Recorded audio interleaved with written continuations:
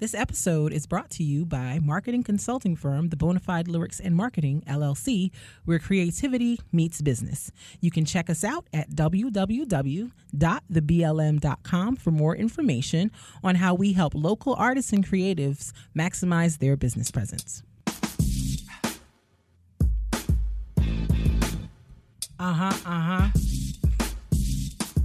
Yeah, boy. Yeah.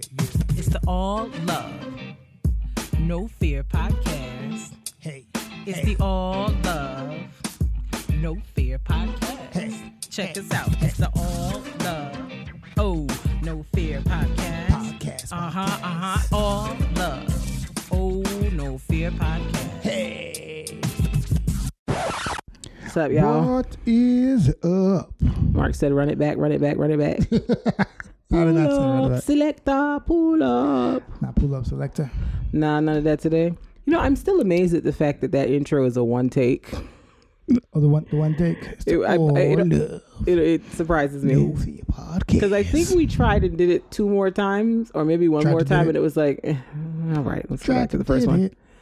Yeah, it was a vibe the first time, and so that was what it was. Where'd that beat come from? Did you find it somewhere on the internet? Yeah, you made it was like the free beats. Okay. Free beats. Freebeats.com. Free beats. Let me position myself better. Oh, you were not doing a good job there? No, I was not.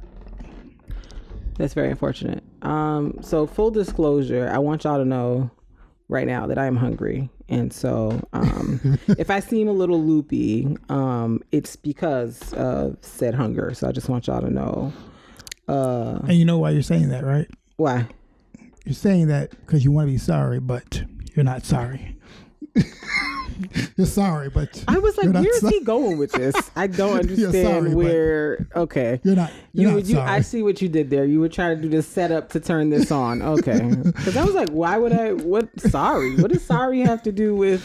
I'm so confused about what you're talking about. I don't understand. But that's if you fine. don't know on YouTube, but I mean, we are out here playing music. I know you can't probably hear it, but I want to still play music. I'm sorry. Yeah. Mark is not receiving me saying we have to cut the music out of the pod. So here we are. That's it. Says people be they made about the other be hey. The hey is the best part of that to me. I don't care what anybody says. But yeah. Yes. We finally got an acceptable Nas and Jay-Z collabo because Lord knows I have been underwhelmed by all of them. Yeah. But this one was actually refreshingly good. So if you've seen the video, I just have like 2 quick critiques of the video. Them young women in the video make Nas and Jay-Z look old. I'm sorry. It emphasizes the fact that they are 44 and 50. When they cut to the girls in the video and the girls look 25, I'm like, it just makes you look older. And that's the thing that young looking old people need to realize. Just because you young looking doesn't mean that you're not still your age. Yeah. So you look old when you get put next to somebody that's actually young. Well, Nas looks young. Jay-Z has never looked young. Has looked young for a long time. But he has a youthful vibe. That he tries to give the kids in the videos. But even that, I don't think he. It just gave me somebody's daddy at the videos, and I didn't. He is somebody's daddy. It was a little weird. They both somebody's dad. Like Nas's daughter is like in her 20s. Yeah. So I'm like, yeah. I'm not saying y'all should have had the Golden Girls in the video, but just somebody who did the creative direction didn't balance this out right. Because it would just be like, look at these old dudes, and then cut into this like chick who definitely don't know who they are because she's too young. So it was just a little off-putting. It's on a Khaled album, so probably they're like, we gotta appeal somehow. It was a little. But it was a little much. But the video was, nice. What are your thoughts on Jay-Z's hair? He's giving me a Basquiat vibe. I don't like it personally. He was doing that the last few times he's been on camera. Yes. And I feel like it's part of him and J. Cole doing the same thing. They're just like, I am letting my hair grow free as a black man because I'm a free black man and y'all not gonna hold me down to the dark Caesar, which is completely fine. You know what? But I don't know if I think it suits Jay-Z. But I think that's exactly why he's doing it though. Like I know I'm a Hovenger, but I think you are absolutely a Hovenger. You will Hovenge every chance you get. Yes. Are they going to give you a movie like they gave Falcon and Winter Soldier? Are you going to get a show? Are you going to get your own movie? Like what's up? Because you Hovenging hard right now. But I think the reason why he does that is because he's been known as the clean cut one for a long time. And that's fine. Which it's going to throw people who are fans of his off, right? Because it's not what he's since he's been a clean cut guy for like a long time, right? And he was like the clean cut rapper for a very long time. And you know what the issue is for me about it is I feel like that hairstyle corresponds with the dirty backpacker.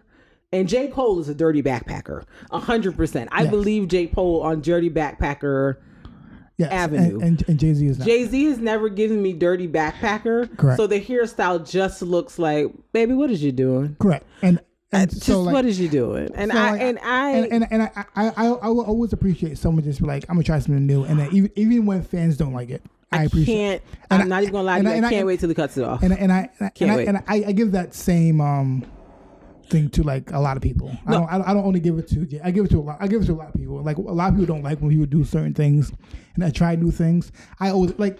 All right. We're gonna have to reel this whole engine back in because I ain't even about to.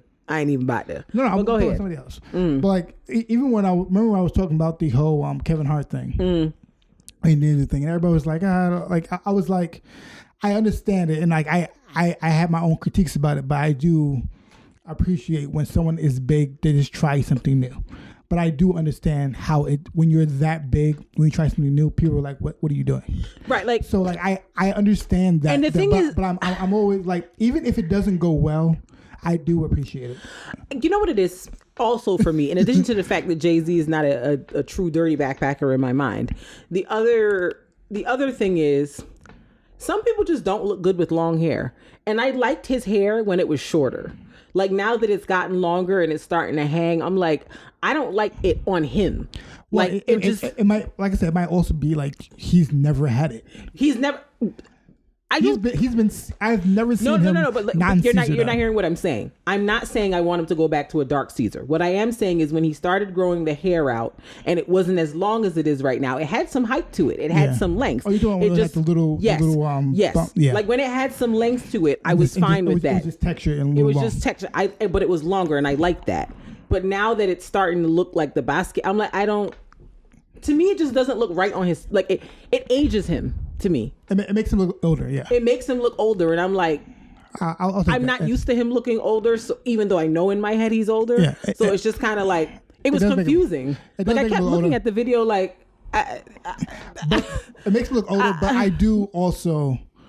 I understand. And it looked weird next to Nas, who's clean shaven with the like. It just made him look even older. Yeah. Than he really is because he was sitting next to Nas, who looked more youthful. But the concept of him going into meetings like that and in the circles he's in is hilarious to me. No, agreed. It's hilarious, and I want to be there.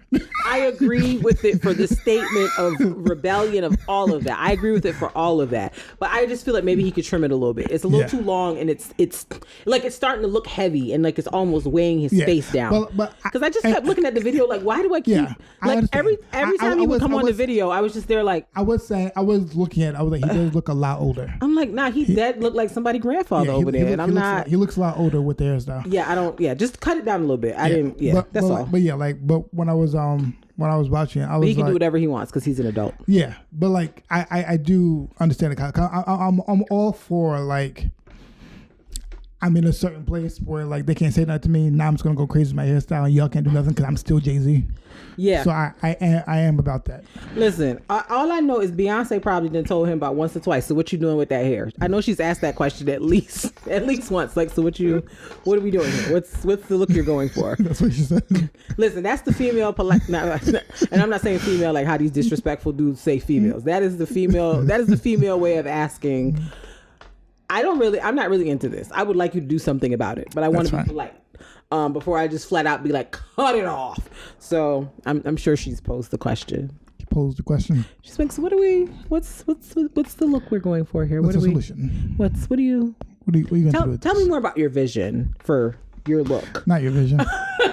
You gotta ask those kinds of questions because if you walk around with I need to know if that's not how you normally roll. I need to know what the vision is so I can start getting on board with what's happening. So yeah, that's right. You know, I'm just gotta ask questions. You gotta know. There's nothing wrong with the what's your vision question. It's very important. But, very important. Yeah. But anyway, hello. Mark is mad because I asked him what his vision was when he started growing his hair. I was like, so what are we doing? Because you had locks and then you went to a dark Caesar. So now I'm like, are we going back to the locks? Like, what's your vision? That's all. It's interesting how a woman be quick to police the guys. Listen. I'm just saying that it's interesting. It is interesting because we do that a lot. Because like y'all do it a lot. We should never. We would never. No, don't ask me what my vision is. Just I'm wearing this wig and that's what it is. What else is there to talk about? Police the guys here. Because here's the thing. So quick. Here's the thing. Our attractiveness to men is tied to certain things about said man. So it's like you can't just be changing stuff on us. That's not even a fair part. It's the same thing. I don't know what to tell you. Same thing. It's not fair, but this is where we are.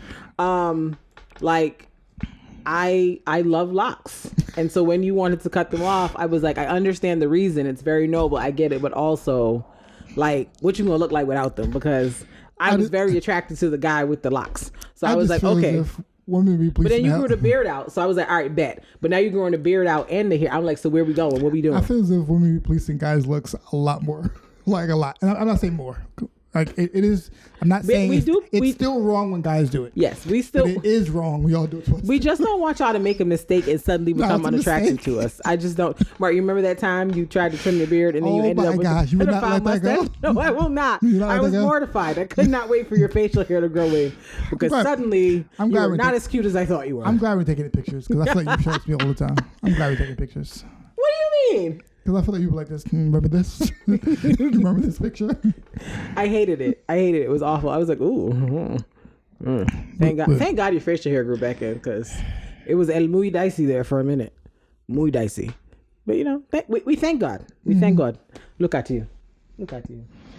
It's your beard. Yes, look at you. Yes. Isn't he handsome? Look at him. Okay. Is he not handsome? Look on his face. Look on his full beard. All right. So look at him. Hello, everybody. We need to introduce everybody. So, hello, how you doing? This is season 4, episode 8 of the All Love, Don't Fear podcast. This is your host, Miss KB. This is me. I'm Mr. Mark Metapoetic. Isn't he handsome? Bennett. Look at his face. We're gonna move on. Look at his shape up. You see how clean the light is? You see it? You see how clean it is? You see it? We're so happy that you're here to join us. He looks so good. If you have not done it yet, please check out our Patreon. You can go on for as little as $3 a month and be able to see video. Well, right now you can only see clips, but when you get on Patreon, you can see full video. Full video, it's a fact. Full video. You can see our random conversations that we have. Pre-record. Well, right. I guess You can come on our Discord and talk to us there. Yes. And we like to engage with people. Enjoying the conversation. El factos. Los factos. That's my Spanish friend taught me. Because it's plural. I got to do. Listen, I'm not good at Spanish. That's one language I just do not. We're not. I have big struggles, but I'm going to work it out one of these days. And also just check out our website. Check out our store. Check out our t-shirts, our hoodies, and our pillows. Oh, I meant to wear the t-shirt. I didn't even do it. I'm going to do it next episode. And that's cool. Next week is Mother's Day, so we'll be good from there. Are we recording on Mother's Day? You're going to have me recording the day before again. Yeah. Can't record on Mother's Day. Yeah, because I need to be taken out and appreciated. Yes. Taken out and appreciated, yes. For my mothering. So I guess we're recording the day early again. Yes. All right.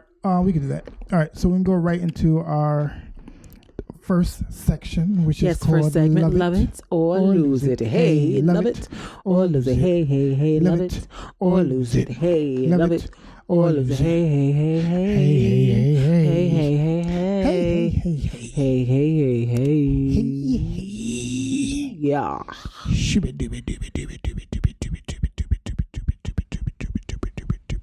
Okay. Are you just having fun making the sound with your mouth at this point? Because I was in fact having fun making the sound. I can tell. So what is your Love It or Lose It on today, sir? All right, Love It or Lose It is is a section we have where one person usually has 4 choices, right? And all those 4 choices, you have to choose one that you will love, hold on to, never let go, and one you will lose. Dash away in the garbage. Yes, throw it away. Forever. I have the choices this time, and this time I choose is for Latinx food. Latinx food, okay. Latinx food. All right. And the 4 types of food that we're going through is Colombian, Cuban, Mexican, and Dominican. Okay. All right. Colombian would be the 2 places you'd like to go to, which is Mia Tierrita and El Pollo Paisa.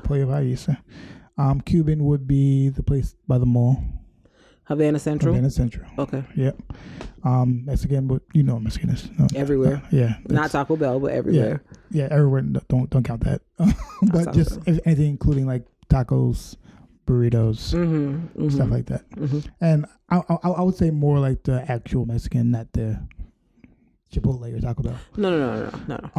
And then Dominican, which is usually like the chicken and rice, usually plantains, stuff like that. Yeah, a lot of their food is similar, but it's a little similar. Like they have some of the similar things, but certain things that are just uniquely from there. Well, I know mine. What'd you lose it? My lose it's gonna be Dominican. You like Dominican? It's cool, but like it's not. I'm not running to it. Like it's cute for I need to pick up something quick to eat, but I'm not pressed to go to a Dominican restaurant. Like not never in life. Mexican? Oh, I bust that down all day long. Colombian, even Cuban. I'll give the. What's your favorite Cuban dish? What's my favorite Cuban dish? I mean, Dominicans do bust down a pernil though. I ain't even gonna hold you. My Dominican coworker made one time for like an office. I remember we went to Havana Central. We had those like stuffed plantains. That was cool. I don't know. Yes, I don't know what they're called. I was getting ready to look them up. Might have just been stuff. I feel like there's a name. I feel like there's an actual name that we should put some respect on. Yeah, like there's a lot of good Cuban food. I'm not gonna take that away. Yeah, but Dominican, like Cuban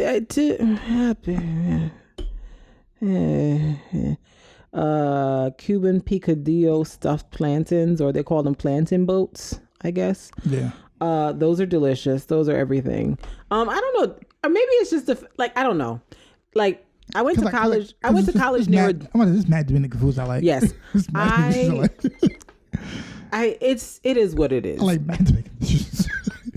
I'm not overwhelmed about it. Like I'm just like, all right, they got rice, they got beans, they got some steak, they got some platanos. All right, throw it in the bowl. I'm good. Like I don't dive into. You know, I'm all about throwing the bowl. Huh? I'm all about throwing the bowl.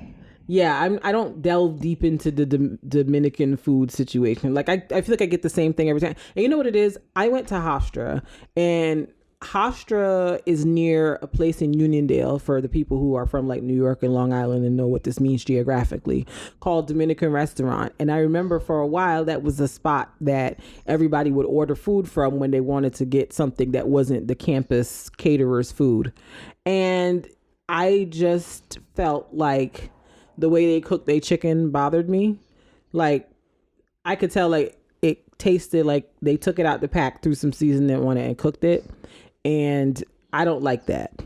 As a Bayesian, you lime, salt, vinegar. You do some type of soaking of your chicken before you put seasoning and cook it. That chicken tasted straight out the pack, and I was like, no God. I will say it might just be that one. Me, it's not like it. Okay. I think they just ruined it for you. I don't know. They just ruined it for me. So from then, I don't really fool la la with the Dominican places too much. I don't ever order chicken from Dominican places, like ever.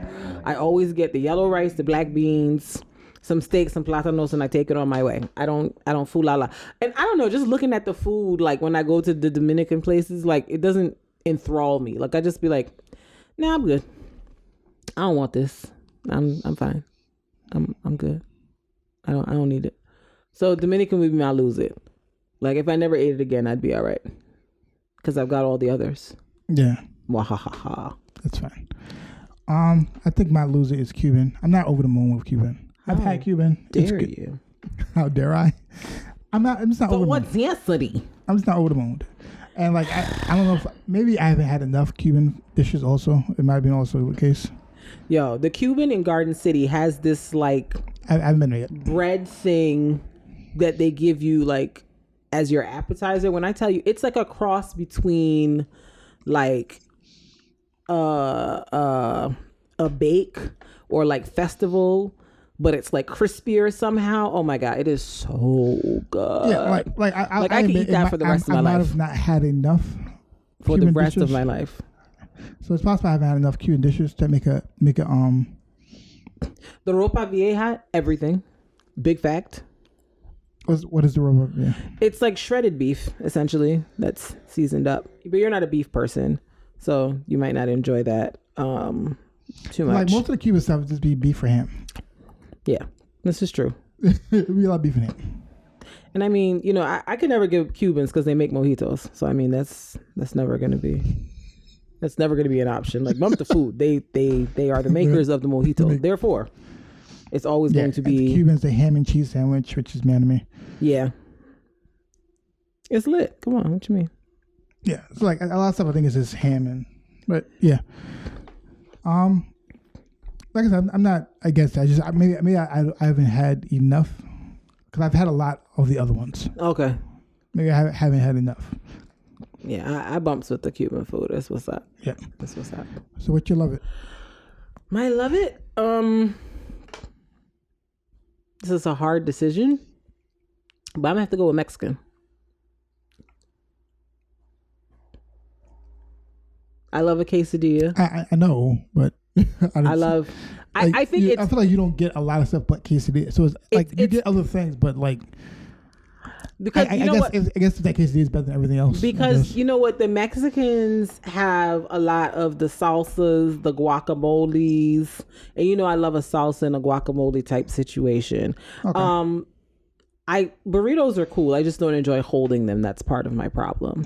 But they're cool, like as a concept. You can eat with a fork and knife. I could, but seems messier than just putting it in a bowl and having the tortilla on the side. Thank you for that, folks. Mexicans also make the margarita, which I enjoy very much. I just like the way they present their stuff. I'm a bread person, so I appreciate that a lot of their food involves some type of bread, whether it's a taco, a quesadilla, a burrito, a chilaquile. Like there's some type of starch involved in it that makes me very happy, and I like to partake in those things. So I would say Mexican is probably it for me. Like Los Tacos #1, they have one in the Chelsea Market, and they also have one near my job, bruh. Them tortillas and fresh made tortillas ain't nothing like it. You love a tortilla. I do. I love a tortilla. You do love a tortilla. I was going back and forth honestly between Mexican and Colombian, but what sold me was the tortilla for the Mexicans. I love a tortilla. Love. Yeah, so I'll take. I know you do love a tortilla. Love. And they fresh bake those tortillas at Los Tacos #1. Like you be seeing the people kneading the flour, and then they put good God, oh my God, and then they have a fried quesadilla at Los Tacos #1. Like it's literally like they take a corn tortilla and like make a. I know how frying works, but okay. No. But I'm trying to explain it to people who don't understand. Like when they say what do you mean by fried quesadilla? It's not like your typical quesadilla where they like put two tortillas on top of each other and have filling in the middle, or they fold over a tortilla. They kind of take it and make it like an empanada almost, with all the quesadilla ingredients inside of it, and then like fry it up so it's kind of crispy on the outside, and then when you bite into it, like the cheese melts. And isn't there like isn't that an actual dish? It's called, they call it the especial over there. So you just go ask for it and you tell them what you want. I feel like fried bread around cheese, meat, and I'm sure it's something. It's an actual dish. They call it the especial. I don't know what the actual that's an actual name may or may not be, but that's what the people call it. Maybe, I don't know. And it's delicious. And if you get the pork one, they put pineapple in it, bruh. It's everything. It's everything. Like blessings be upon you. Is that just like a fancy empanada? Like I feel like there's a name for these. Well, whatever it is, I enjoy it. It is delicious. It is. It's everything. Okay. So yeah, Mexican is the vibe for me. Yeah, mine's gonna be Colombian. I figured you'd say that. Colombian's great. I know that Cubans, Dominicans, and Colombians, they all have their own version of arroz con pollo. Mm-hmm. I think I like the Colombian version the most. Yeah, Colombians do be chefing that arroz con pollo. Yeah. It's lit. I think I do enjoy Colombian arroz con pollo the most. I know a lot of them have their own version of it. Word. Yeah, I think I like the Colombian version. It's a fact, Jake. It's a fact, Jake. I feel as if it's like, because Dominicans have a lot of the same thing, but I feel as if like Colombians just a little. I like the seasonings for Colombians more maybe than I do for the Dominicans. But I think I like Dominican, but I feel like I like the seasoning more for the Colombian version. Yeah. Of a lot of their food more. They be chefing it. Word. All right. Big respect. Anything else? Big respect. Nah, that's it. All right, I'm hungry, so all these food options have now got me thinking, what should I get once we're done potting? Because I want to eat all of it, honestly. Work. So that's love it. Or lose it, hey, love it. Or lose it, hey, love it. Or lose it, hey, love it. Or lose it, hey, hey, hey, hey. Hey, hey, hey, hey. Hey, hey, hey, hey. Hey, hey, hey. You was holding that note like the end of Total Praise. I was like, oh, wow. For The Sopranos. Everybody else don't hold their note at the end. The Sopranos hold up for the longest. Just in case people were like, what note you talk about? If you're not a Soprano, this doesn't mean anything to you. It doesn't mean anything. Like, y'all know what I mean? That last amen, the Sopranos start. Amen. Not the right key or note, but y'all know what I mean. Amen. And hold it till the end while everybody else comes in with their yeah. Anyway, so what are we talking about this week? This week, I want to talk about Black funerals and the shenanigans that take place at said funerals.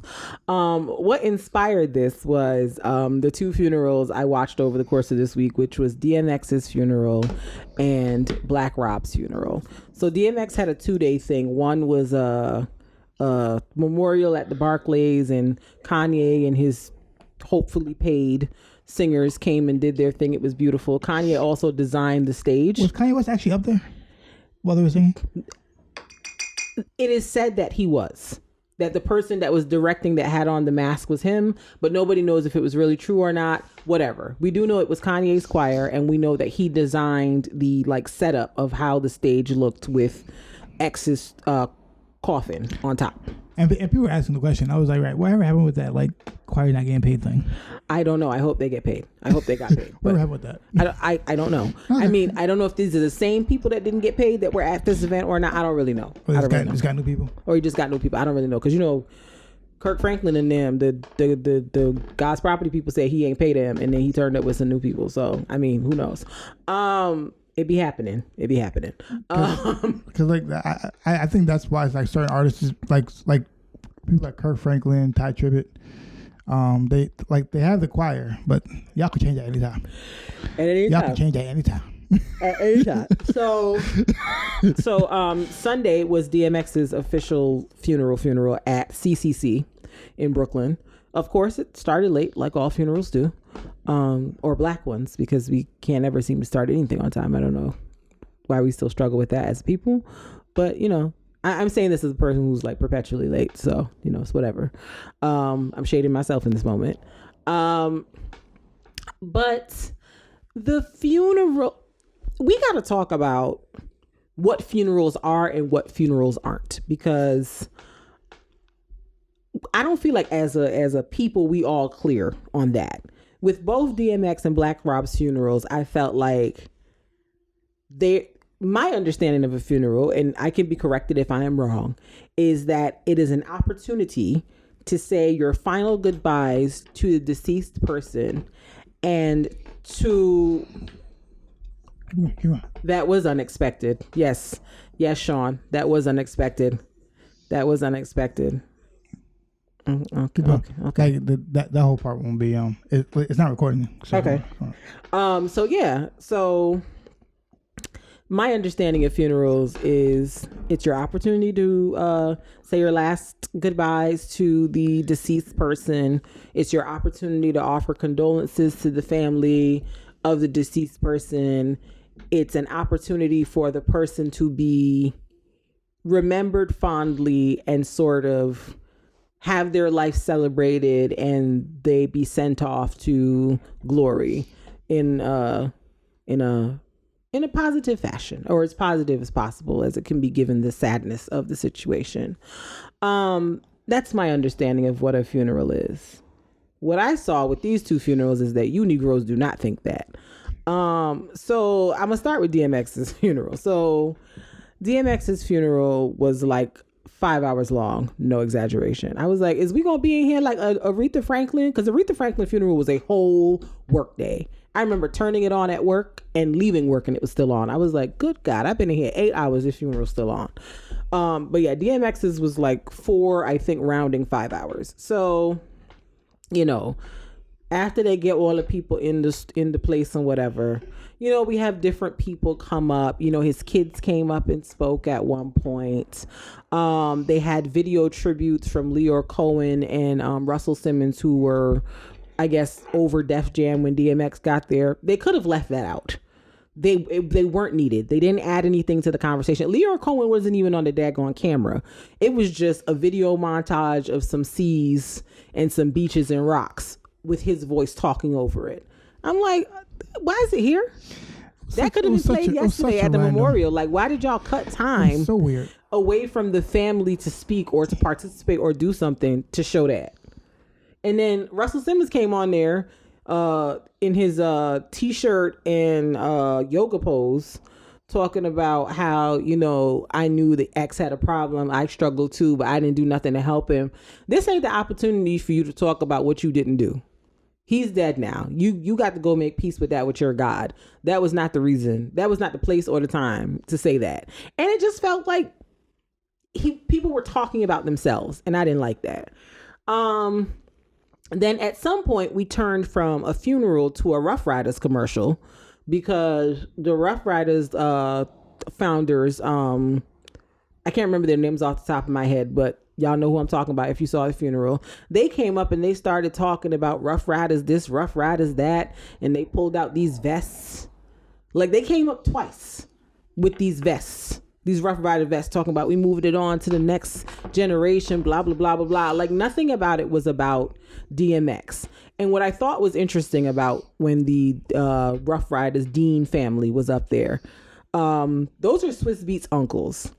And Swiss Beats was the only one up there dressed in black while all of them were dressed in white, and he didn't really say anything. He was just sitting there like, ugh, okay.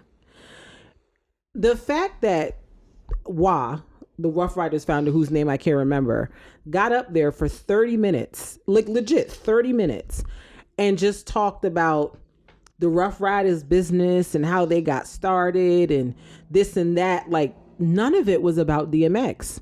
And I was just, and they cut to Tashira, who's DMX's ex-wife face. And Tashira was looking like, now see this.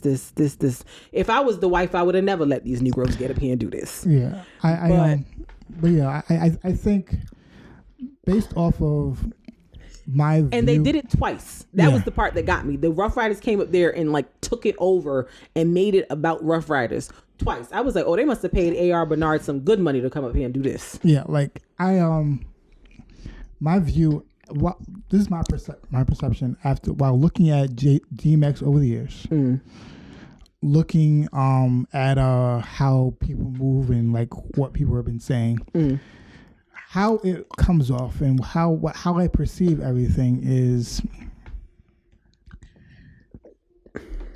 the Rough Riders.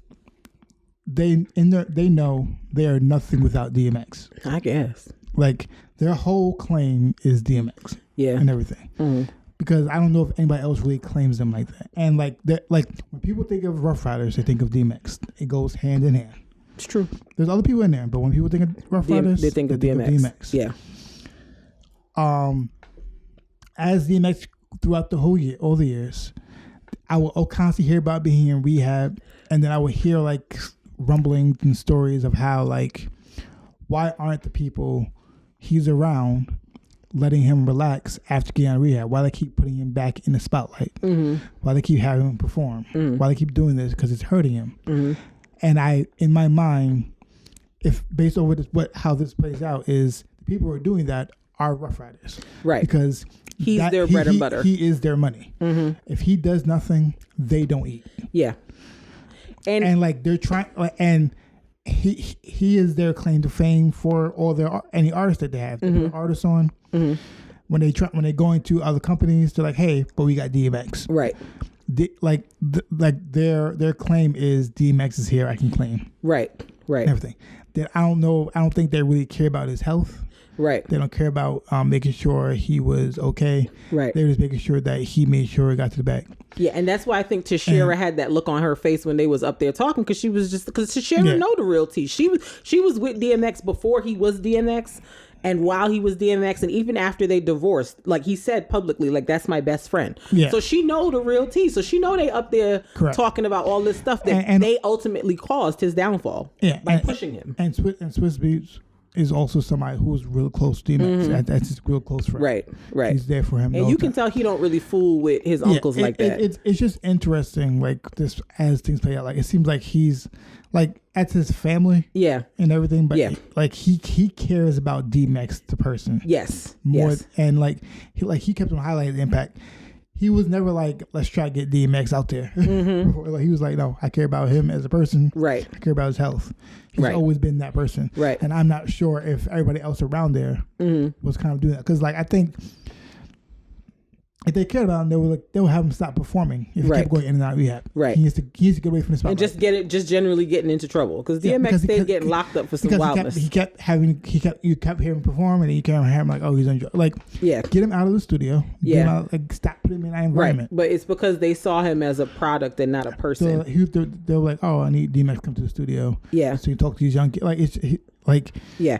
And, there were some things about it that were very distasteful for me. For one, it seemed like I need somebody to keep DMX's kids away from the Rough Riders people, because the guy basically all but said, we're going to make sure your family's, like your father's legacy lives through you guys. We're going to make sure we put you guys on, et cetera, et cetera. And that made me uncomfortable, because y'all trying to take his kids on the road and turn them into, these are DMX's kids. We're going to try to trot them out and make a bag off of that. I didn't like that. Nope. Then at one point, Wah brought up his son to do a rap for the group.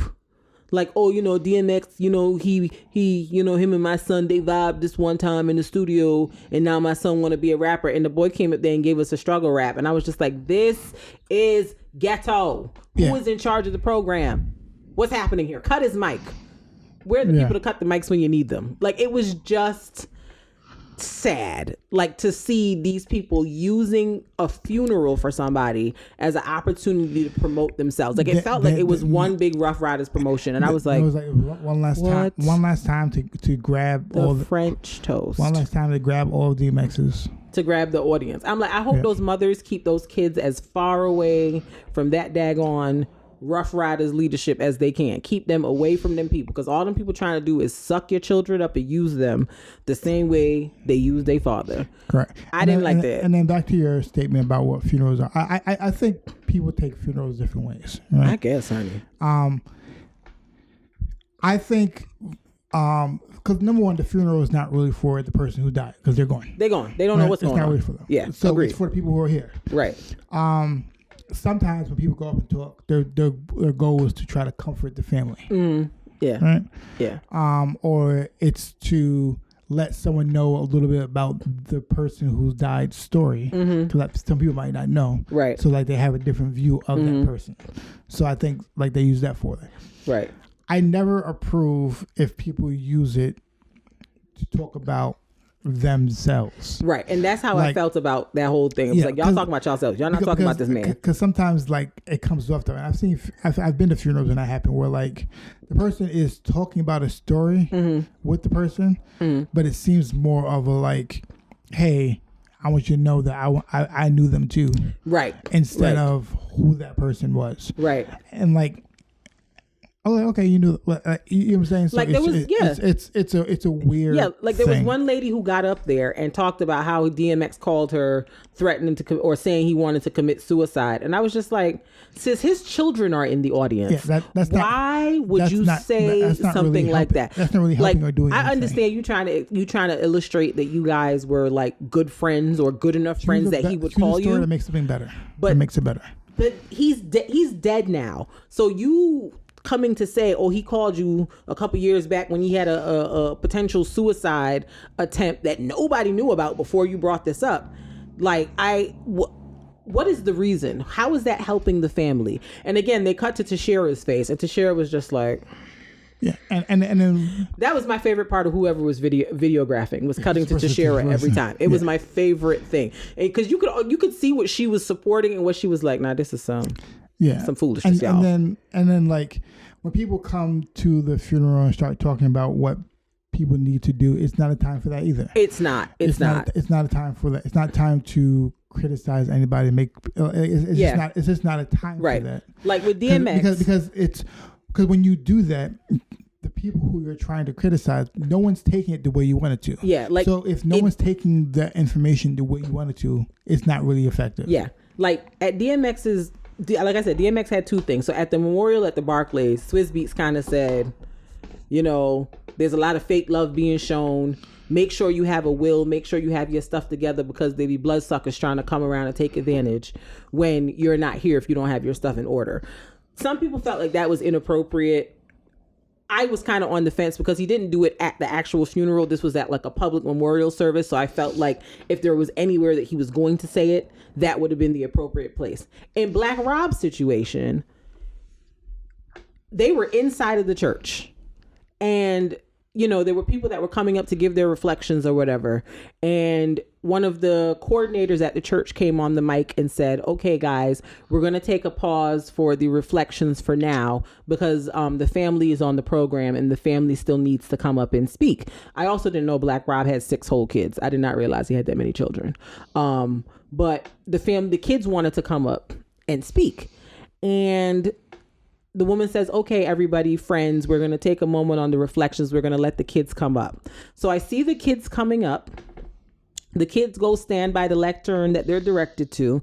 And then some guy, I don't know who he is. I don't know if he identified himself or I missed it, came up and basically took the mic for like 15 minutes, no exaggeration, and was berating the people in the audience like, y'all wasn't really there for him when he needed food, when he needed a place to sleep. Y'all wasn't really there for him, but he was the type of person that would give of himself, give the coat off his back. Y'all wasn't there for him. And then he brought Diddy into it. Oh, y'all talking about Diddy didn't do this and Diddy didn't do that. But whenever he would run out of money, he would be like, just call Puff, just call Puff. When he needed help with a hospital, call Puff. We was asking him how he blew through all that money. And we was just like, he made it like, it was the most ghetto thing I had ever seen in my life. I was embarrassed for him, for his family, to have somebody come up there and basically say, my family, like we all saw Black Rob at the end. We could all see something was going on.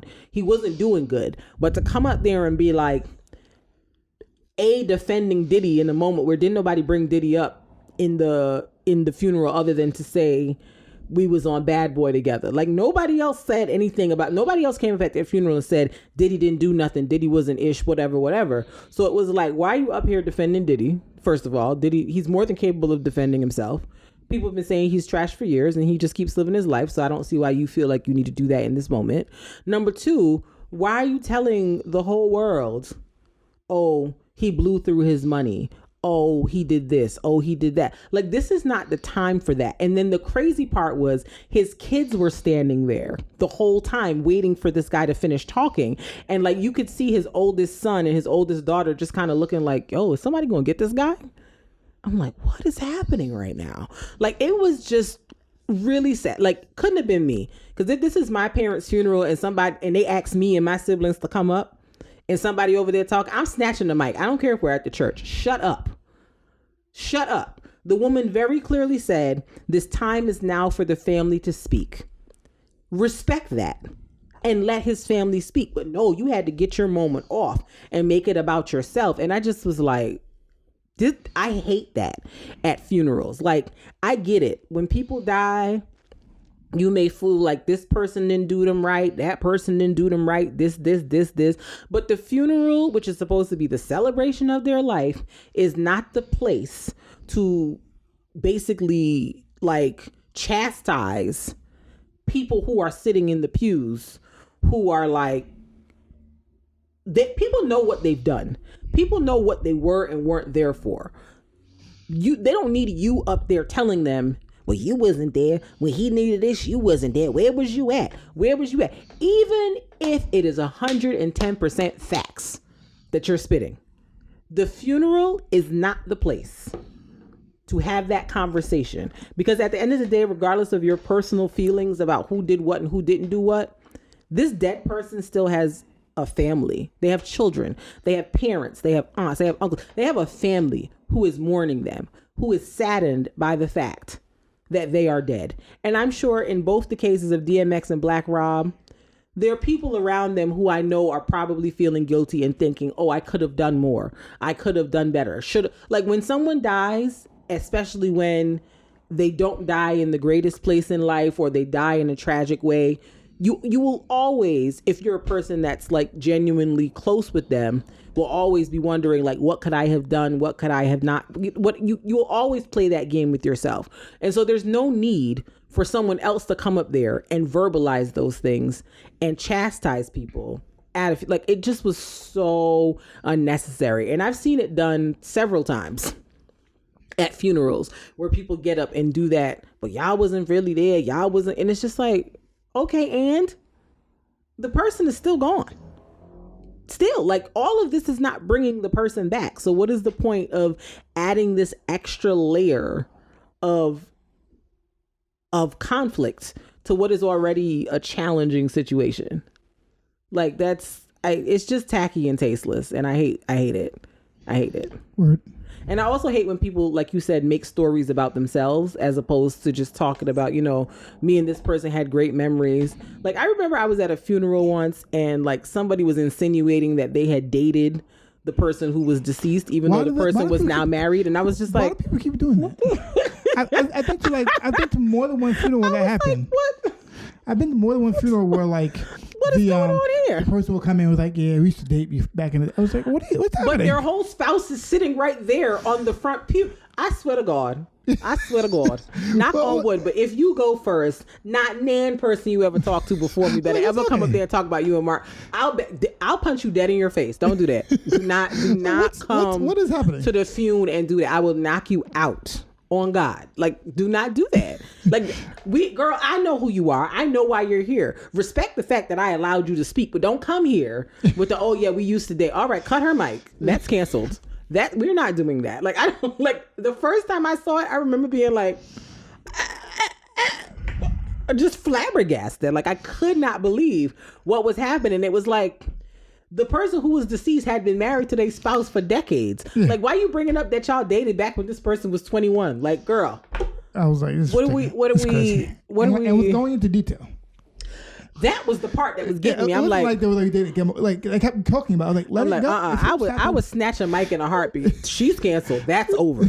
That is done. Like, we're not getting ready to do that. Like, I just need us to have some decorum about the funerals. Like, I understand it's hard. There's a lot of emotions flying around. Like, I understand. Funerals are not fun, and they always bring out the worst in people. They always say funerals and weddings bring out the worst in people, and so. I can't say that I'm surprised by anything I've seen over like the course of my life with funerals, but I'm just like, we got to stop this nonsense that we bring to the story. Like, there's a time and a place for everything, and the actual funeral celebration in the church where they getting ready. Oh my God, you and this. How do you turn it off? It's not recording. Keep going. I know, but it's an annoying interruption. I lost my thought. What was I saying? Yeah, I just think that it's we gotta relax at the funeral. Like, this is the final goodbye. This is they closing the casket for the last time. You're never gonna see this person's physical body again. When y'all leave about this building, y'all getting ready to head to the cemetery. So like, it's just not the place to harbor or open up the door for negativity to be harbored.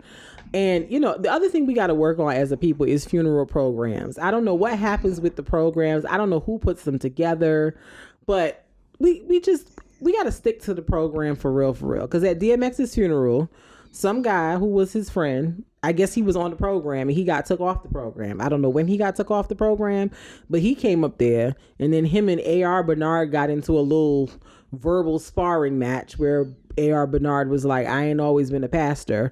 And I was like, yeah, I feel you, like gang, but that young man will beat you up. And, you know, I just felt like, did we need security as we were departing from the funeral? Because it seemed like it was getting ready to be a melee in the CCC lobby. It was a lot. I was like, we can't, like, this fighting at funerals, and it just come on, y'all. It's just high emotion. And I get it. I understand it's high emotion, but I understand why it happened, because like when you're in funeral, your high emotions, right? People just act out in their high emotions. And don't get me wrong, DMX and Black Rob was some hood dudes, so I expected hood antics to a certain degree. And they gave what they were supposed to give in terms of the hood antics. But it's just like, we gotta stop this. Like, I can imagine if the person that is deceased is in their final resting place up in heaven, just looking down, they just disgusted with what y'all doing.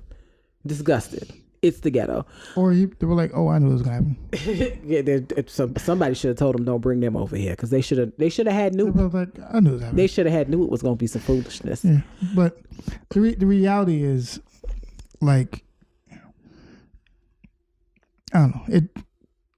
Yeah, I feel like they know they're friends with all. Yeah. They know people like, oh, you might act at my funeral. No, I expected some wilding to a certain degree. People know if their friends gonna act out at their funeral. I know. People know that when their family gonna act out their funeral. Yeah, agreed. I just so it's like, it just pains me every time to be like, yo, like this is not the moment for all of this extra stuff. Do this at the repast. But when we're down to the church service, that casket is closed and the flowers are on top. Can we just get through the daggone program without all this extra periphery stuff that you boys and girls is doing? Like, we already got to sit through the bad solos. Now we got to deal with people almost fighting, people telling people you wasn't there. Like, the almost bad singing is truly enough for me. Like, that is enough. With the soloists that aren't supposed to solo, like, that's enough for me. I don't need any other additional things to take place at this here funeral. But you know, this is how people give it up. So I say all of this to say, have your stuff written down somewhere. Get you a will, something. Have it written down somewhere so Negroes don't come and just do whatever and have all type of foolery. Have a mock funeral program laid out. Yeah, like lay it out, because Negroes will do like, or listen, do like Jaffa and be at your funeral, was still alive while it's happening, and just conveniently expire while it's happening. Like this. Okay, I die now. Yeah, because at this point you cannot trust people. Because people just be doing anything. They just be doing anything, and all type of shenanigans and ghetto foolishness ensues. And I hate it. It trips me out every time. And I know this is not just black people. I know everybody has funeral drama, but it was just like seeing 2 funerals in a week where the same ignorant-ish happened. I was just like, Jesus, we have got to do better. This is awful. I would be mortified if any of this happened at a funeral of a family member of mine. I would be mortified. But I also realize I'm at the point where I'm pleasantly surprised when a funeral goes off without a hitch and it's not a whole bunch of extra shenanigans taking place at the service. There might be shenanigans behind the scenes with the family, but you don't see it happen in the actual person's service. But I'm telling you, it'd be a ghetto mess. That's why I want to be cremated, placed in a nice urn, and have people say nice things. I don't, and it's going to be very carefully monitored, because my ashes will come back together and reform my body if I feel any foolishness is going on. I'm not playing with you kids, okay? I've told all the important people, don't be having no non-singers up here, okay? Don't do that. If we've not vetted them, if they do not hold their note and know their note all the time, they can't sit with us. I'm not going to heaven with that. I'm not. You don't have a choice, but I hear what you're saying.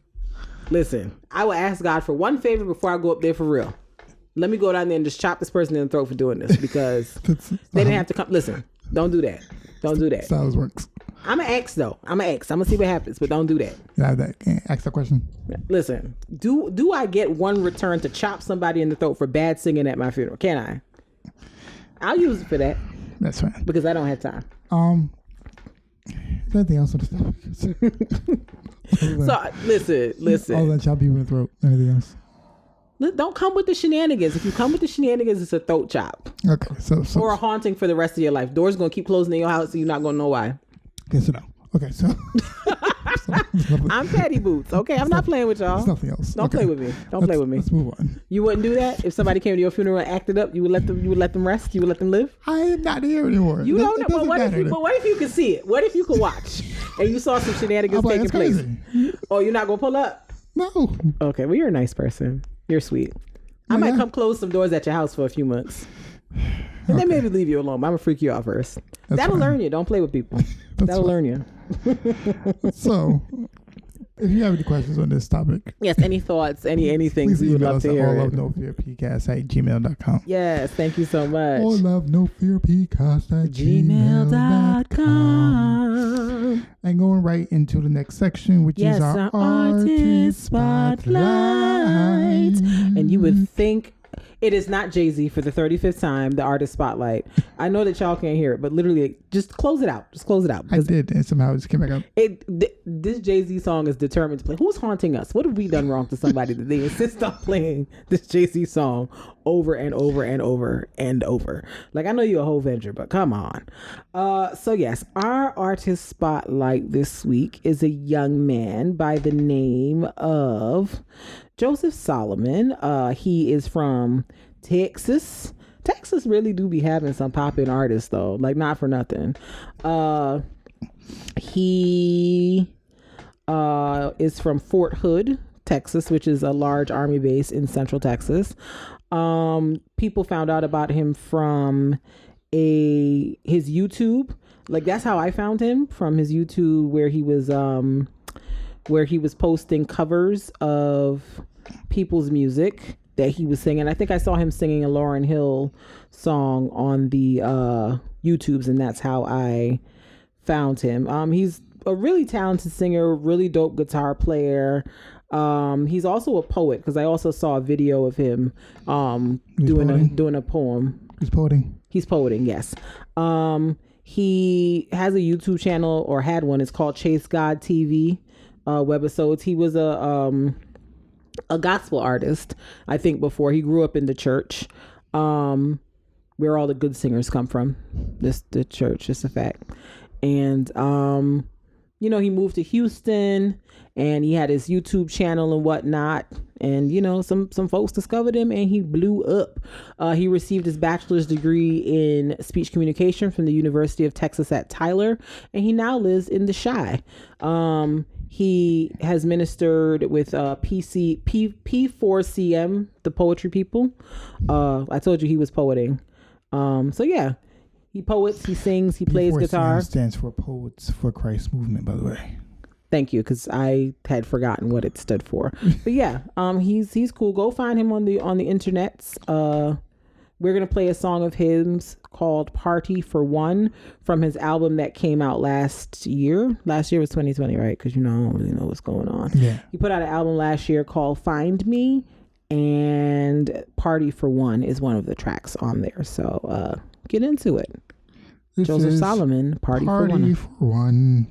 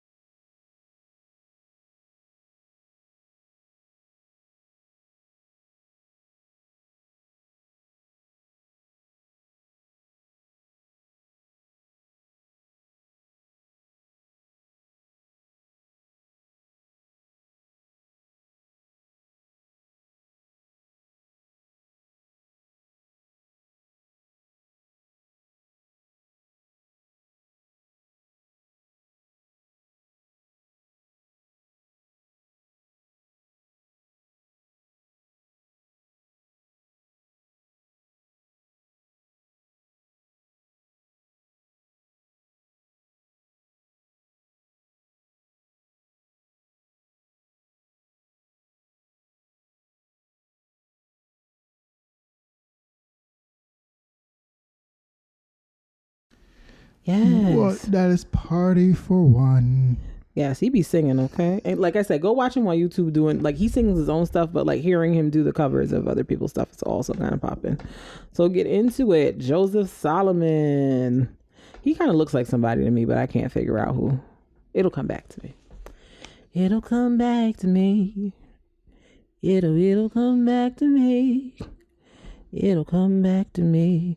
You know what I hope will come back to Rick Santorum's remembrance? Facts. So if you didn't know, Rick Santorum's been trash for a long time. Garbage, hot garbage. So Rick Santorum, a former presidential candidate, hopeful for the Republican Party from, I think maybe 8 years ago, did some kind of press conference interview situation where he essentially said America was empty when the people from the Mayflower got here, and they made it the country that it is today. And that there isn't any remnant of, he was like, yes. Like, I mean, like the Native Americans were here, but like they wasn't really doing nothing. So we came in and we made it a country. And, I don't really feel like there is Native American representation or influence in American culture today. So like, it really doesn't matter. And I was just kind of like, I can pull up the comment. I beg your Caucasian pardon? I can pull up the comment. The Native American culture doesn't have... Half of the places in this country is named after Native Americans. Like, huh? Yeah. What is Massapequa? What is Mineola? So what is Chappaqua? What is Seminole? What is Pensacola? All of those things are Native American names. All of them.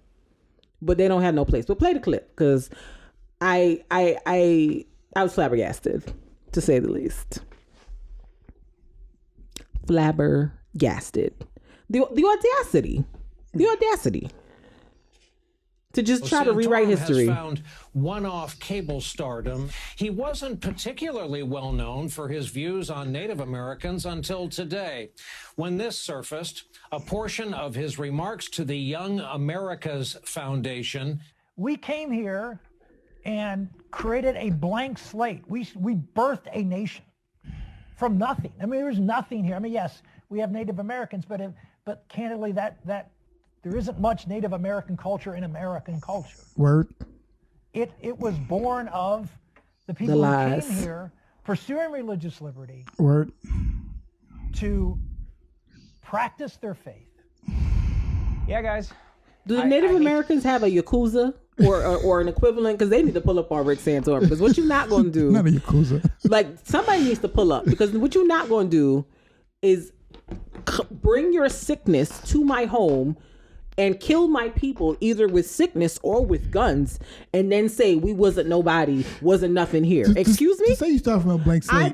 I beg your pardon. To say you start from a blank slate, like it's a blank slate because y'all killed them. Right, like I'm like because you terminated them. Like y'all didn't like it's a blank slate because you erased it. Like blank means there was nothing there. If you got to say, oh yeah, but Native Americans, then it wasn't blank. Like words mean things. Like what are you saying? It's blank after you use the eraser. Jesus Nazareth. Come get these people, because I cannot. After you use the eraser, sometimes things get blank. Listen, whoever the Native American mafia is, I need them to pull up on Santorum, because this disrespect is unacceptable. Y'all can't unacceptable. White paint on stuff. Right, like that is not how this works. Nothing was there before. That is not how this works. Like you do not just use an eraser on a whole like race of people and then be like, nah. I mean, we started from the bottom. Now we here. Like there was nobody here. I mean, it was like a couple of them brown people, but like not really, like because we like sort of killed all of them. So like we started from the bottom. Like that is, we're not gonna retell the narrative like that, Mr. Sir. No, we're not. It's trash. The audacity. That's all I can say. What's next? I've got to get off of this spinning globe because it's ghetto here. The whole globe. I can't do it. It's too much. So moving on to another interesting man statement. So why man statement? Because men be saying interesting things. So for those of you who watch Love and Hip Hop, y'all know who, especially the New York version of the show, you know who Yandy and Mendeecees are. If you don't know, Love and Hip Hop New York has a couple on there. Their names are Yandy and Mendeecees. And Mendeecees went to jail for something like 4 or 5 years while, you know, the show was on. And, you know, he married, and I say married in quotations because I don't really know if they married for real or if they just did a ceremony, but whatever. And he got married before he went to jail. And basically him and his wife, in air quotes, have 2 children between the 2 of them, 2 or 3. It's not important to keep it in air quotes. Listen, I'm married for real. Nassau County recognizes our marriage. I don't know if they got papers anywhere. So air quotes. Some people don't go by the state, national, and United States version of what marriage is. That's fine. If they didn't say marriage, they can be married. It's just because it's not going by whether it is or not doesn't mean it's not married. It goes by your own definition. I'm gonna call it air quotes, respectfully, or disrespectfully, however you want to take it. It is. It's quite disrespectful. So he went to jail. She, you know, was left behind to raise the kids, and he has like 2 other baby mothers outside of her who he has kids with. So coordinating with them and making sure the kids see each other, whatever. So she was kind of basically handling business from the outside, making sure bills are paid, the kids are in school, whatever. So they're on this new VH1 show called Couples Retreat, I believe, or Couple somebody. And it's the 2 of them and some other VH1 reality show couples. And I guess they were having a session with the life coach who was talking about, like, you know, what are some areas of contention for them. And basically they're having a conversation about him being in jail. And he basically was saying how he felt like she didn't respond to him, or she didn't email or write him or call him as much as he felt like she should have, et cetera. She was like, when you got locked up, I got locked up too, because I had to do everything myself. I didn't have a partner. It was just me trying to raise the kids and keep the businesses we have together running, et cetera. And so they were going back and forth about that. And I think, if I remember correctly,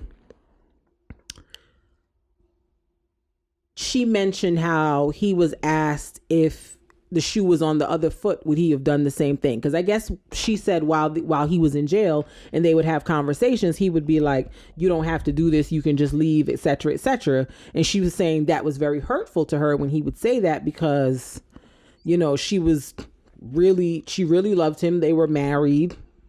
And, you know, they had a family together. They had stuff together. Like, why did he keep trying to, like, push her away?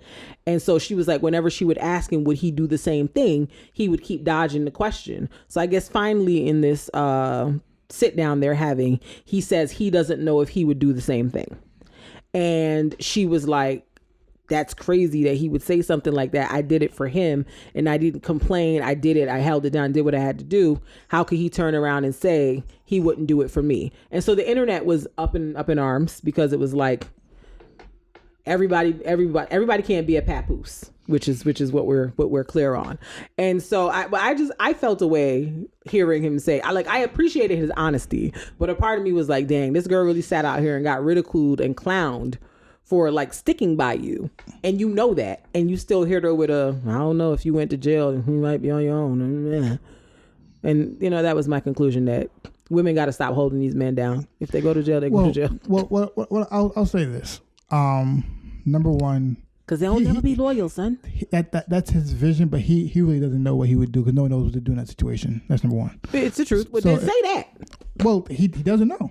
He, like, they're asking him, so they're asking him, like, in his mind without it happening, so he has no way to kind of put it together, right? But he's been to jail. He knows what jail is like, so he should be able to give some kind of answer. No, it's not the same.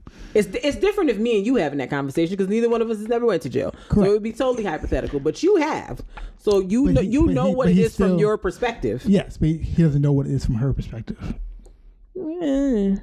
And which is a totally different perspective. And not everybody's built the same. And I think it's like, it's not equal, but it's honest, I guess. I guess because like some not everybody's built the same. Some people just like, right. I can't. And I guess my whole thing is like the fairness of it. Well, in the sense that society expects the woman to hold the guy down and stick around when he goes to jail. But people don't expect the same thing from the man. Because even when Papoose did it, people was like, oh, he really sticking around. He really holding her down. He not cheating on her for real. He not checking for no other chicks. Like, he really, like, people kind of made fun of Papoose for holding Remy down and not, like, going and seeking other people. But like when the woman is in the position to quote unquote hold it down, she's expected to do it, and if she doesn't, she's seen as disloyal. That's just how publicly it's announced, though. Like, what's the last time publicly in the media was there a woman in jail and a guy was holding him? Like, when's the last time that happened? I'm sure it happens every day. Media, Remy and Papoose are probably the most popular, relevant experience to us in recent times. That's why it was such a big thing in the first place, because usually in the popular sphere that doesn't usually happen. Right, but my point is no, go ahead. Finish. I guess my point is, in the popular sphere that doesn't usually happen, right? Mm-hmm. So that's why it was such a big thing. Mm-hmm. I'm sure it does happen both ways. Right. I can't really go by what the media says, because media be trash in general. Mm-hmm. I can't go by like what society is, because society be trash in general. Right. All I can really go by is how they are. Like, I'm not going to go by. I can't say society and then say these two people. Mm-hmm. All I know from these two people is she was saying I'm built this way. I did this, and the reason why every time she went to see him, and he was like, hey, you should probably go, because in his mind he was like, I don't know if I can do this. Well, his answer was, the reason I said that is because my mom abandoned me when I was a kid, so I feel like I don't have any feelings about other people abandoning me. Correct. Which is fine, but that don't have nothing to do. But it also plays into how he feels like, can he do that? So in his mind, he's like, I know I can't do that for you, so why are you doing it? So in his mind, he's like, if you just left, then I would feel better about this. But now you did it. Now I'll feel crazy, right? About how I know I'm built that I can't do it. So now I feel crazy, right? So I guess the moral of the story is, there's no moral of the story. Don't hold nobody down. I don't think that's the moral of the story, because like, I think some people, like, if you are built that way, it's fine. Find out if they would if they would reciprocate before you decide to hold them down. No, have a real conversation. I don't know if that's valid. I don't know. I'm not holding nobody down, and that's not everybody be in a situation. Well, I don't know. Like, it's hypothetical conversations. Find out. Because I understand what you're saying, but like, the reason why I don't say that, because it's like, Yandy might never go to prison, so it's getting upset about a situation that would never happen. Such a man thing to say. Huh? Such a man thing to say. But it would never happen, so it's like, we don't know. We don't know. I just understand getting upset about conceptual. It might could happen. It might could not. You never know. Happen. Listen, she might could have, because she did it. But she might could have. But she did it. She got locked up for a night, I know. Okay, but if it never happens, so now they're done because it never happened. I just feel like it was trash. He should have said, "Nah, I'd hold you now," and leave it at that, because he should have known the people was going to drag him. And then when it happens, he's gonna be like, he should have known the people was going to drag him, but it's whatever. But then he'll do that and lie, and then if it happens, he'll be like, nah, I'm out. And then he'll be like, he's a liar. I mean, he's not going to win, but I don't know. However, the right answer is yes, I will hold you down. That's the right answer. He's being upfront and honest, and I think it's important to be honest with your spouse. Some things you shouldn't be honest about. Some things you should just dress up a little bit, because now she big mad. Or you just don't answer the question. And he tried not to answer the question for that long. She kept nagging him. He kept trying to answer it. He was like, I don't want to answer it because you'll be upset. Well, I don't know if he's that. He kept like, hey, I don't want to answer this. He kept beating around the bush, meaning, hey, stop asking me. Right. I mean, that is a valid point. He kept saying like, hey, maybe you don't want to know. I mean, I believe she knew the answer. She just wanted to hear him say it. Yeah, and that's what happened. Like, maybe you don't want to know. She did, and now she knows, and hopefully and if you wanted to know, she governs herself accordingly. Yeah. That's that on that. Don't get locked up. I hope she don't. I don't know. Moving on. So I don't know if the people who listen are fans of the show Pose, but the show Pose, featuring Billy Porter, MJ Rodriguez, India Moore, Ryan Jamal Swain, and other amazing folks, Dominique T. Jackson, it's a Ryan Murphy production. Ryan Murphy of Glee and American Horror Story fame. It's a Ryan Murphy production. It's been on for 2 seasons now, and the 3rd season and final season is going to be coming out, I think, this month, actually. Because I think the last time I saw a promo, they said May. So the cast, I guess, has been going around doing promo for the upcoming season. And Janet Mock, who is one of the producers on the show, was at the event speaking about the show. And apparently Janet Mock went on some kind of rant where she basically said, F Hollywood. And we're being underpaid, because I guess she was saying she only makes $40,000 an episode as a producer on the show, which from what I've read is low end, like in comparison to other producers. But like, I don't know if it has more to do with the network she's on, is in terms of why she's getting $40K while other people may be getting double that. I mean, you're not no Shonda Rhimes, sis, so I'm gonna need you to calm down. But is this her? Is this her first production? No, she's been in stuff. She's done TV stuff before. I think she did like how big was the thing? I think she did America's Next Top Model. I think she was one of the producers or something for that show. Okay. And was she underpaid then? I don't know. The reason why I'm saying that is, it is possible. I don't want to take away what her experience is, because it's probably it might be possible based on what's going on. Right. But you also have to understand that how Hollywood works is what's proven. they go by, even though that's not even that's not a valid way to do things. Right. But they do that.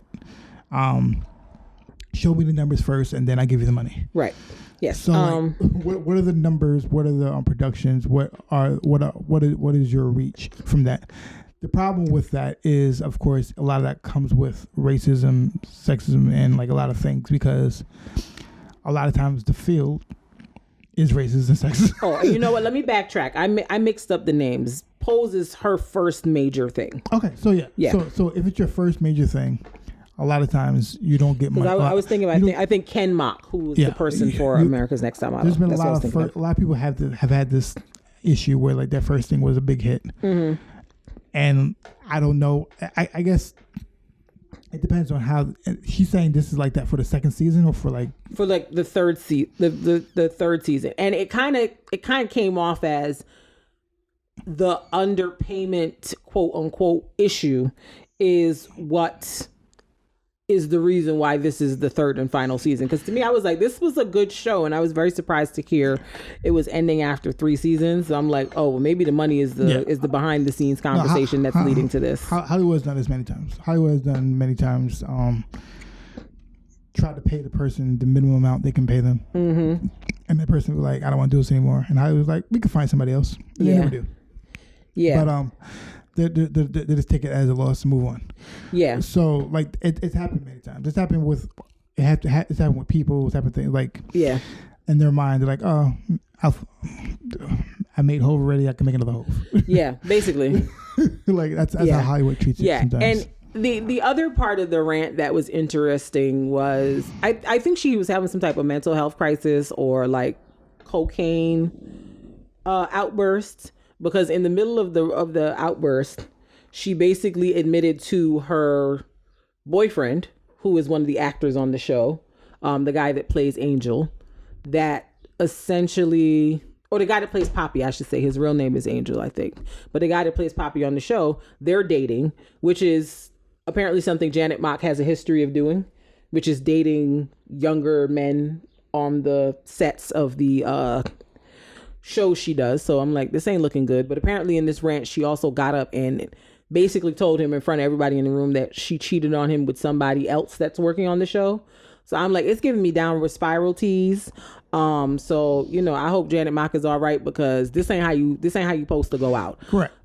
This is nuts. And, you know, as a trans person who, you know, has made a lot of, like, basically Janet Mock being a trans person and writing a book about it is what kind of shot her to fame. Yeah. And so it's just like, You've been doing a great job with your own PR and making yourself into a serious or a person to be taken seriously, and you are a trailblazer for the trans community. But this ain't how you need to be going out, honey. You look messy and crazy. This is what how I feel about how people do these things. You can't have it both ways, right? Mm-hmm. Meaning, you can either follow the rules of Hollywood. Mm-hmm.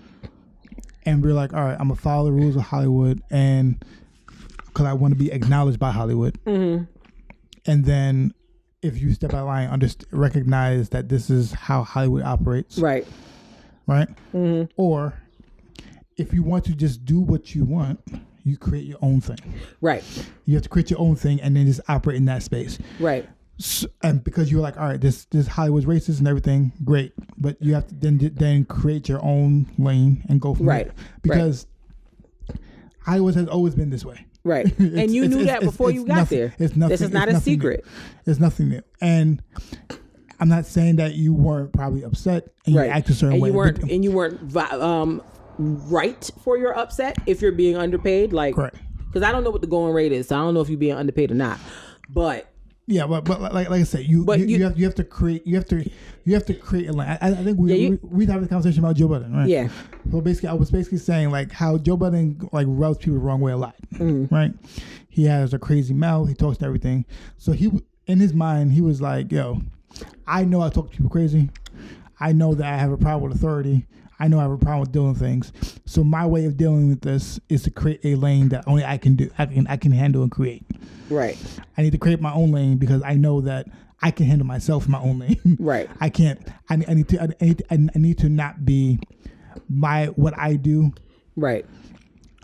I have to create a space where the way I act is acceptable. Right. The way I move is acceptable for my space. Right. Right, so I have to create a space for that. Right. So I can't just go with the record label. I can't do it because I know the way I move is not going to be beneficial to me or them. Right. Right. So I need to make my own space. Right. And it's like I'm like, you know, it's great what Janet Mock has been able to achieve, and I applaud 100% all of her achievements. But I'm like, sis, you're not Shonda Rhimes, you not Oprah. Like there's certain levels you have to be at before you can start like running off at the mouth crazy and it not negatively impacting you, or just create your own space. And you're not there. So if you're saying this, are you hoping to go back to work in this same industry? Like, I understand Hollywood has its issues. No, it's not trash. It's a lot of trash that takes place. So I understand you're not the first person to say F Hollywood. You won't be the last. But what I am saying is, I really hope that you have a plan. Yeah, you have some kind of plan. If you have a plan to like, all right, I need to create a place for trans rights. I'm gonna create my own studio. Because that ice out in Hollywood is real. Yeah. Like if you think about some actors who was like real hot, real big, and then you haven't heard or seen nothing from them in several years, think about why. Yeah. Like look at Brendan Fraser. I don't know who he pissed off, but Brendan Fraser went from being in them mummy movies to radio silence for like 10 years, and it was not voluntary. Yeah, it was not intentional. He pissed someone off. He said something to or about the wrong person, and got iced out. And it happens to a lot of people. Look at that guy from X-Men, Michael Fassbender. He was in them streets for a minute. When the last time you seen him in a movie? Don't worry, I'll wait. Yeah. Old girl that was with Weinstein, Jennifer Lawrence, she was in them Hunger Game movies. Last time you seen her in a movie? Don't worry, I'll wait. Hollywood will ice people out at any point for any reason. I'm just like, I would hate to see the progress that Janet Mock has made and the doors that she has opened in Hollywood for other people like her to potentially just make sure be pushed closed a little bit more off of a one-off rant. Make sure you have the connections to create your own space. Right. Because like you can't be talking trash and then going back to these people like, yeah, so girl, I know I had wild out before, but like, give me money. Right. Please, may I have some more? Give me money, please. That's not how that's going to work. Yeah, you have to get the connections to create your own space. That's it. Which is fine. Just understand that if you're trying to operate in someone's space, the way you move has to move. So I'm not saying you have to follow the rules if they're racist. I'm saying you have to know how to operate in that space. Right. And know how to be effective in that space. Right. And if you don't want to be in that space and create your own space, then do that. But just understand how to do that effectively also. Yeah. And regardless of how you feel about Ryan Murphy as a person, Ryan Murphy is a major voice in the Hollywood scene. Like, Ryan Murphy has proven with the American Horror Story, Glee. I think Ryan Murphy did Nip Tuck as well, if I'm not mistaken. He's proven with the shows that he can write and produce that he's got it. And so people are going to continue to work with him. So with that Ryan Murphy vouch, be careful, because if Ryan Murphy unvouch you, you going to have a hard time. So just be careful, honey. Because Shonda Rhimes made the statements, made that stuff, but she also has She was Shonda Rhimes. She has a record to back it up. Yeah. So people are not going to not give her something because she's still Shonda Rhimes. Right. So like, if you're going to do it, like I said, if you have the backup to just create your own thing, that's fine. But like a lot of people, they're in a certain place that like they can do that now. Right. Like, relax yourself. But Pose is super cool, but Pose is not a scandal or how to get away with murder. It's your first one. Calm your tits. It's really big, but it's still your first one. Right. Calm your tits, sis. Relax. You gotta relax. Yeah. Grey's Anatomy's big, but you're not doing Grey's Anatomy numbers, honey. And also, I'm not even sure how you're contracted. Like, do you have all the rights to pose? That's the questions that he answers. If you don't have all the rights to pose, then I understand why you're upset. Because that means you can't move it to somewhere else. Yeah, I'm like, it's not even it's not even your show. I think it's Ryan Murphy's show. You might have a stake, but it ain't correct. It ain't a big stake. So if you don't have, like, how many rights do you have to the show? And if the case, then you make sure you look at your contract next time to have better rights to the show. Yeah. So you can move it where you need to move it. Yeah, I'm very interested to see what her PR statement is, because I'm like, sis, she was at the place having a coke meltdown. So only certain people have the rights to talk to Hollywood crazy. Yeah, and you're not one of them, respectfully. Only certain people, like they've done a certain thing where like and it's not really, the public will be behind them. That's why. Yeah.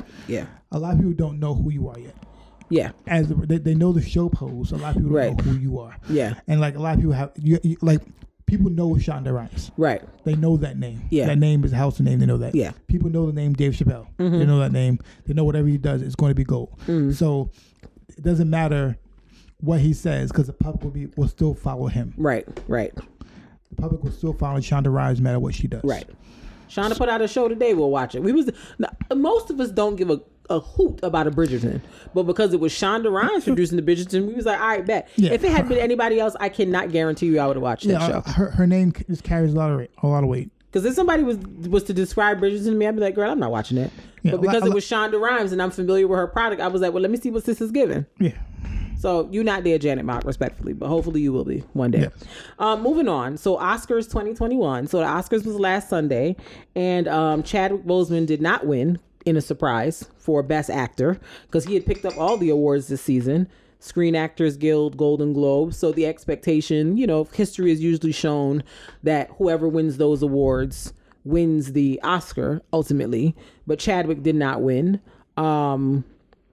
Anthony Hopkins, the OG, actually won. He wasn't even there, and he said he was very surprised that he won. He seemed to be expecting that it was going to go to Chadwick. So, that was quite the surprise. I think my favorite attendee of the Oscars may have been Lakeith Stanfield. I'm really starting to stand Lakeith Stanfield more and more. That man absolutely does not give a damn about being a celebrity, about being he's so anti-Hollywood. He's like the J. Cole of Hollywood. Like, he's like, I'm gonna just give you girls my product and go home. Okay. I'm not here to do any of the things. I'm not here to be styled. I'm not here for I'm not here for any of it. I'm just here to give you girls my acting and go home. And it's just like, he's such a troll, and I hate it, but I love it at the same time. I'm tired of him, but he's my fave at the same time.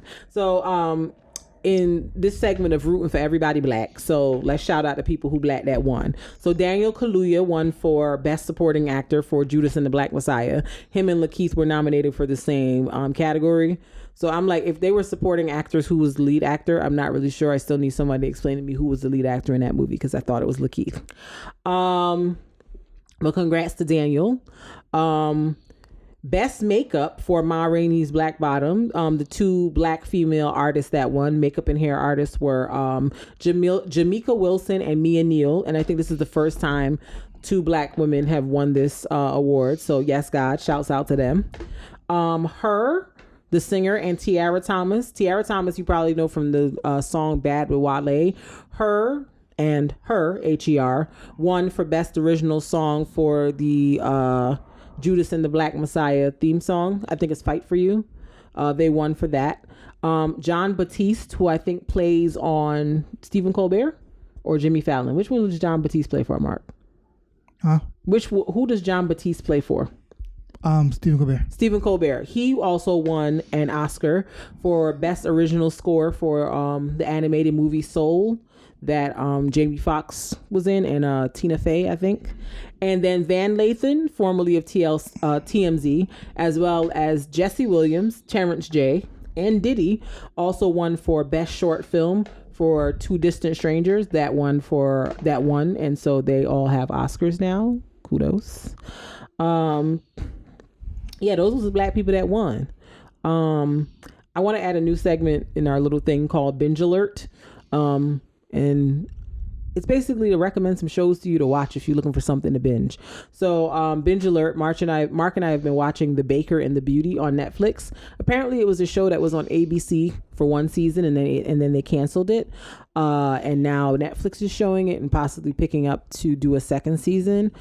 Basically it's about this Cuban baker in Florida who meets this rich celebrity lady, and it kind of goes over their romance, the relationships with the family. It's very interesting. I did not think I would like this show, but I've been tuned in for the last 7 episodes now. So if you're looking for something to binge on Netflix today, this weekend, whenever, The Baker and the Beauty, you should get into it. Up next is new music. Okay, before we get there, go ahead, Mark.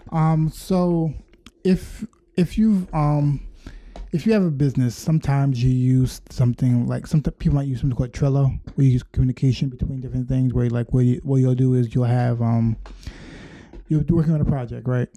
And while working with somebody else, you'll like have a bunch of things you'll not mark off, like I got to do this, this, and this, and everybody else can see what you have to mark off each thing. Mm-hmm. So you like, all right, this is a project for All of No Fear, and then you got to do this, this, and this, and you have dates, and you assign things to it, right? Mm-hmm.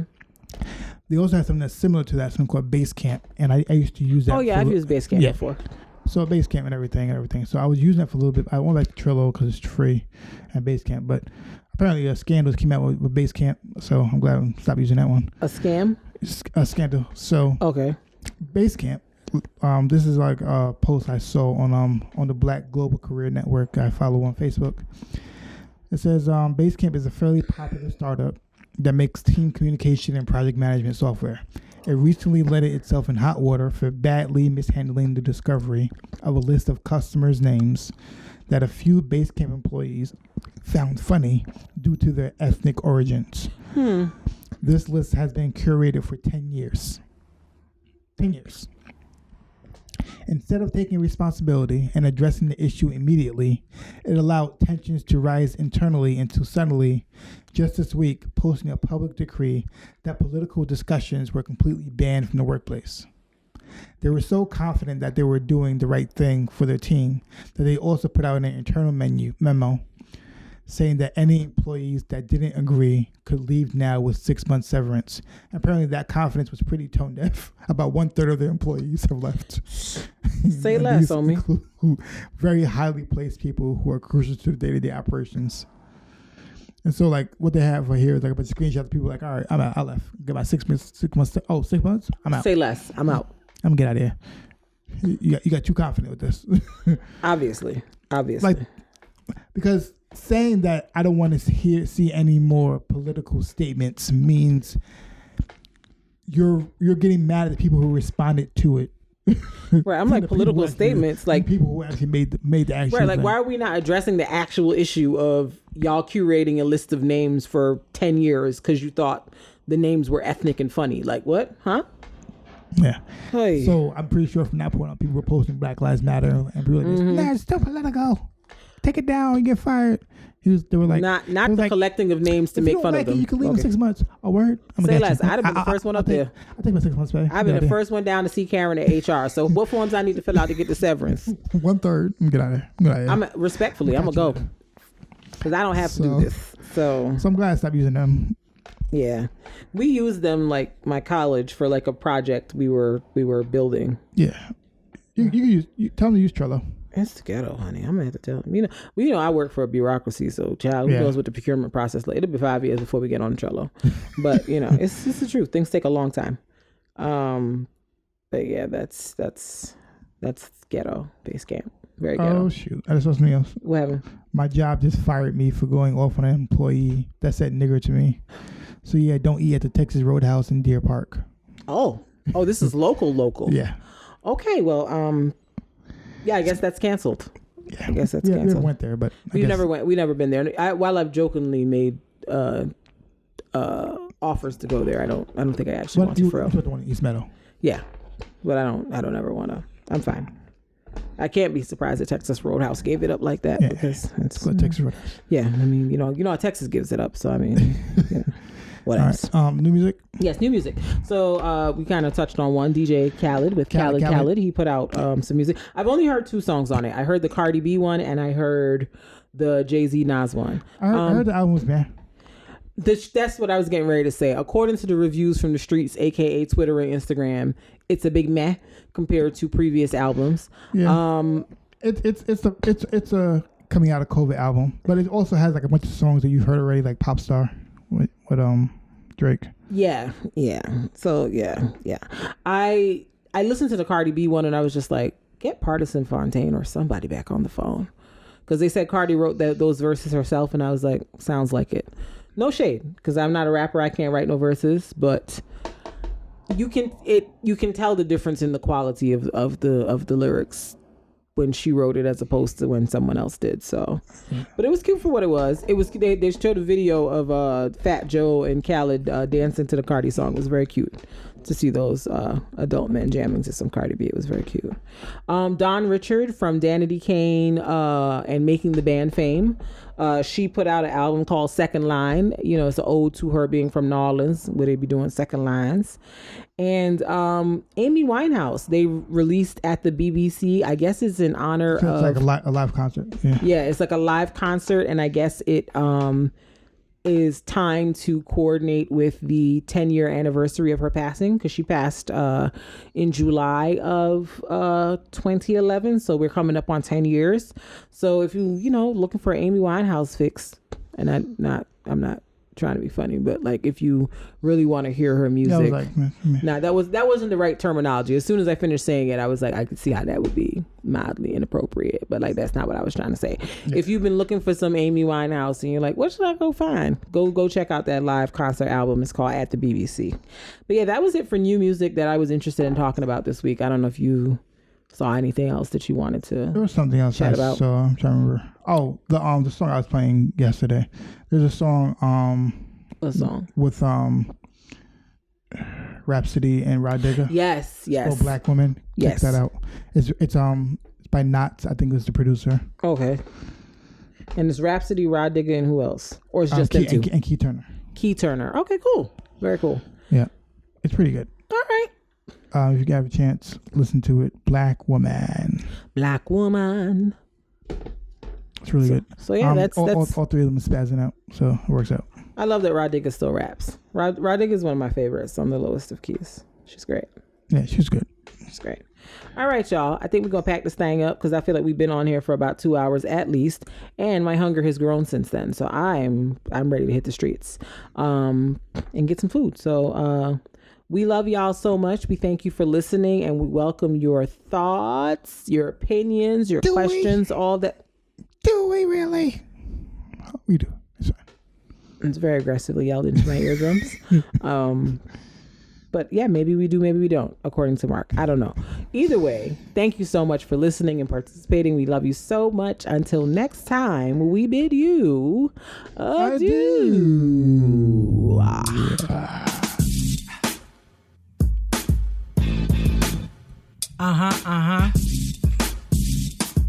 Yeah, boy. Yeah. It's the All Love, No Fear podcast. Hey.